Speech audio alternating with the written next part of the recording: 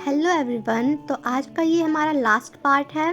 Sunset point पर सोआ अपने मन की बात भी शेयर करती है। सोआ बेसब्री से अपने पापा का इंतजार कर रही है और उनसे बहुत सारे सवाल पूछना चाहती है। सोआ और हाबिक घर आते हैं और यहाँ पे अच्छा टाइम स्पेंड करते हैं। अगले दिन जब वो उठती है तो वो देखती है हाबिक उसके लिए ब्रेकफास्ट बना रहा है। उसी टाइम शीन वहाँ पे आ जाता है। शीन सोआ की क्लिनिक की कीज लेके आया था। उसने बोला कि मैंने लॉक तो कर दिया पर कीज रखने के लिए गमला नहीं मिला मुझे।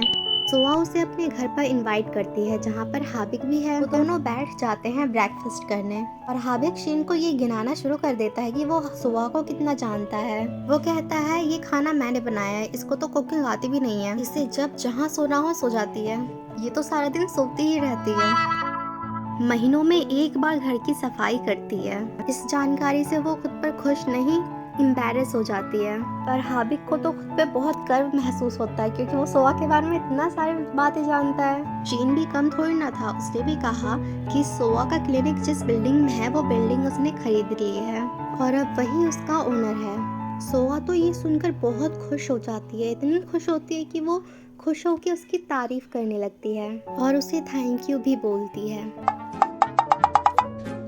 इस नोकझोंक के बाद शीन जब अपने घर जाता है तो वो सोआ को इनवाइट करता है अपने फार्म हाउस पर और सोआ मना भी नहीं कर पाती क्योंकि उसने वो ज़मीन की डील कैंसिल करने के बदले जो पैसे उसे देने थे उसके बदले वो उसके फार्म हाउस पर काम करने के लिए बोलती है। हाबिक उसे रोक भी नहीं सकता था क्योंकि उसे रोकने के लिए चाहिए थे पैसे जो कि उसके पास नहीं थे। वो पैसे मांगने के लिए मोरा को फ़ोन करता है पर मोरा उसके मुंह पे फ़ोन कट कर देती है। फिर वो वीडियोम के पास जाता है पर उसे वहाँ पर भी पैसे नहीं मिलते। फिर वो पहुँच जाता है शीन के फार्म हाउस और वहाँ पर सोआ के साथ मदद करने लगता है ताकि वो सोआ के साथ टाइम स्पेंड कर सके। हाबिक सोआ के साथ बहुत सारी मेमोरीज बनाना चाहता था ताकि जब वो अपने वर्ल्ड में चला जाए तो वो दोनों उन मेमोरीज के सहारे जी सके। वो दोनों अपने घर जा रहे होते तभी उन्हें मोरा दिखती है। वो उनके लिए एक मैसेज आई थी जिसमें ये था कि उन्हें एक वीक के अंदर ही उसे अपने घर में वापस लौटना होगा। इस बात से सोआ और हाबिक दोनों ही सैड हो जाते हैं पर सोआ उसे अपने वर्ल्ड में जाने के लिए रोकती नहीं है क्योंकि वो एक किंग है और उसे जाना ही होगा। सोआ हंसते हुए इस बात का सपोर्ट करती है पर हाबिक उसके मन की बात जानता है। अगले दिन सोआ हाबिक को उस जगह पे लेके जाती है जहाँ पे उसने सुसाइड करने की कोशिश की थी। वो बताती है कि उसके पापा के जाने के बाद और उसकी मम्मी के डेथ के बाद सब कुछ नॉर्मल चल रहा था, लेकिन एक दिन वो ऐसा दिखावा नहीं कर पाई और वो अपने पापा से बदला लेने के लिए यहाँ आ गई थी। वो सोच रही थी कि क्यों भगवान ने उसकी ही लाइफ ऐसी बनवाई।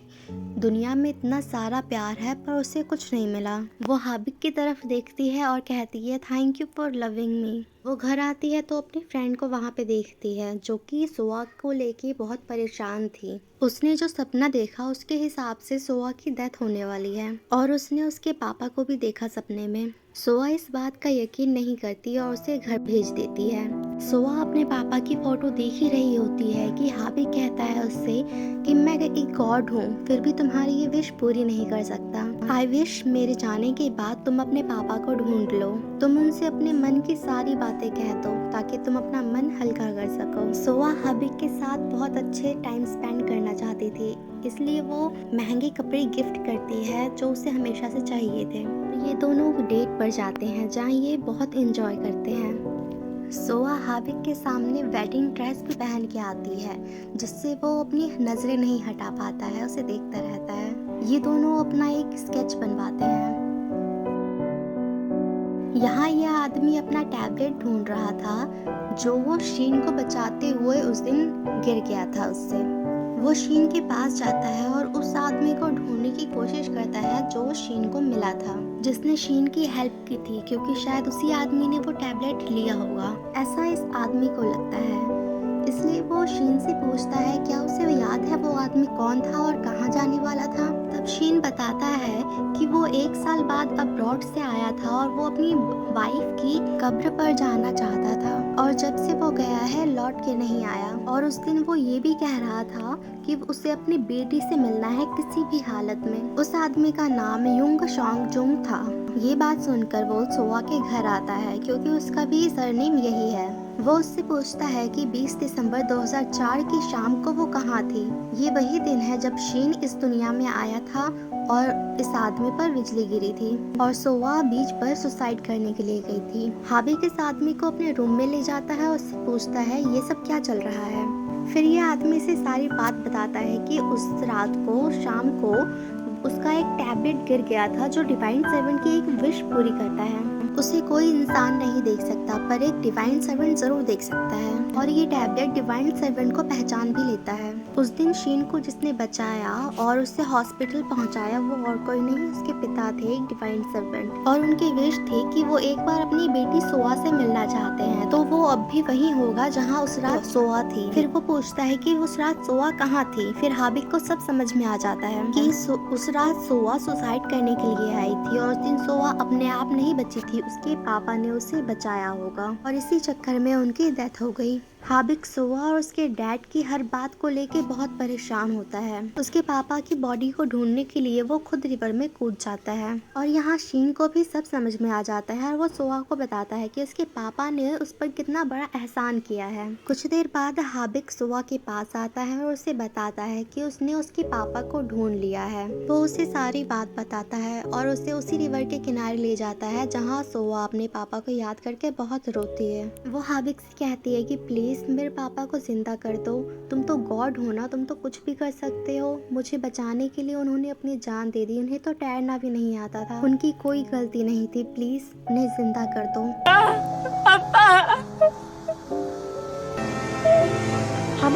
हाबिक सोआ को संभालता है और उसे घर लेके आता है। अगले दिन सभी लोग सोआ के घर आते हैं और उसकी हालत के बारे में पूछते हैं। सोआ के डैड की बॉडी अभी भी उस नदी में थी।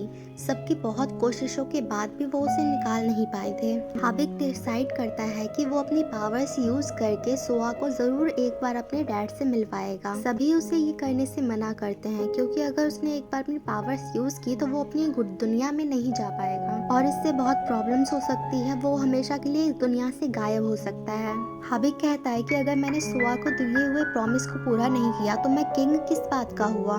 सोआ को जब इस बात का पता चलता है तो वो हाबिक को ये सब करने के लिए मना करती है क्योंकि वो एक बार अपने पापा को खो चुकी है, अब हाबिक को नहीं खोना चाहती। हाबिक कहता है कि प्रॉमिस करो मुझे कि मेरे जाने के बाद तुम अपनी लाइफ बहुत अच्छे से जियोगी, कोई भी गिल्ट अपने अंदर नहीं रखोगी, मैं तुम्हारे पापा का ख्याल रखूंगा, तुम्हें याद है ना मैं वाटर गॉड हूँ। हाबिक सोआ को लेके रिवर के पास जाता है। सोआ को लगता है कि हाबिक अपने दुनिया में जाने की बात कर रहा था पर हाबिक तो अपने प्रॉमिस पर अड़ा हुआ था। हाबिक सोआ को किस करता है और उसे कहता है कि तुम्हें अपनी लाइफ खुशी से जीनी होगी, मैं बस चाहता हूँ तुम खुश रहो।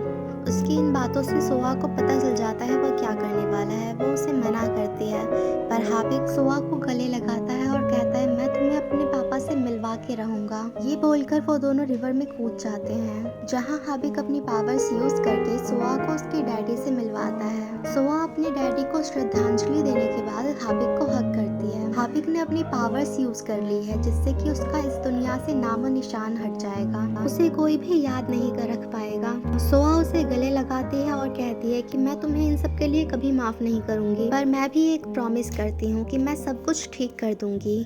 हाबिक कहता है तुम ये क्या कह रही हो। सभी लोग वहाँ पे आते हैं और उसे कहते हैं कि सोआ ने इस प्रॉब्लम का एक सोल्यूशन निकाला है। उस आदमी को उसका टैबलेट मिल गया था तो सोआ एक गॉड सर्वेंट है तो उसकी कोई भी एक इच्छा पूरी हो जाएगी। सोआ कहती है कि मेरी विश है कि सब कुछ पहले जैसा हो जाए, तुम किंग बन जाओ और कभी भी इस दुनिया से गायब ना हो। वो आदमी उस विश को ग्रांट करने ही वाला होता है कि तभी उस वक्त वहाँ पे एक बूढ़ा आदमी आ जाता है। ये वही है जिसने सोआ को टैक्सी में हिम्मत दी थी।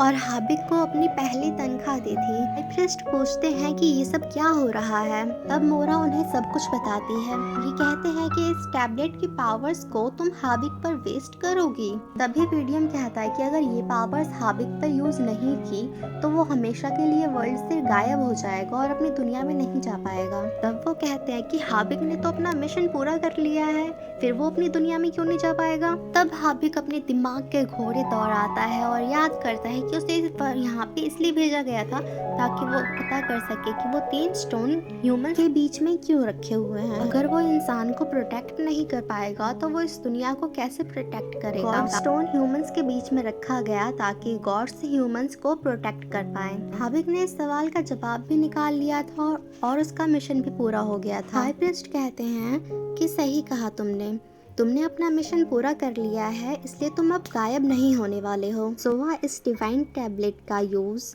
किसी और विश को पूरा करने में कर सकती है। हाई प्रीस्ट वहाँ से चले जाते हैं और हाबी कहता है कि तुम अपने बेस्ट विश यहाँ पे मांगो ताकि मैं अपनी दुनिया में बिना किसी बोझ के जा सकूं। सोवा कहती है कि मेरी विश है कि तुम हमेशा मेरे पास रहो, जब तक मैं इस दुनिया में हूँ, जिंदा हूँ, तुम मेरे पास रहो। जब मैं मर जाऊँ तो तुम अपनी दुनिया में वापस चले जाना, लेकिन तब तक तुम मेरे पास रहो। यहाँ शीन थोड़ा सैड होता है लेकिन खुश भी होता है। हाई प्रीस्ट उसके पास जाते हैं और कहते हैं कि उसने इस जन्म में बहुत सारे अच्छे काम किए हैं और वो अपने श्राप से मुक्त हो सकता है। उसमें डिस्ट्रॉयल की कोई भी क्वालिटीज नहीं बचेंगी। यहाँ सोआ की विश पूरी करने के लिए हाबिक को अपने वर्ल्ड में एक बार जाना जरूरी था, इसलिए वो वहाँ से अपने वर्ल्ड में चला जाता है और सोआ यहाँ उसका वेट करती है।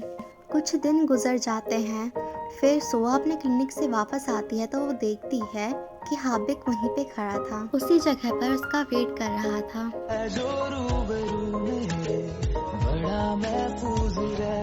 वो दोनों अपने घर लौट आते हैं और ये ड्रामा यहीं पे खत्म होता है। Thank you for watching. Like और सब्सक्राइब जरूर करें।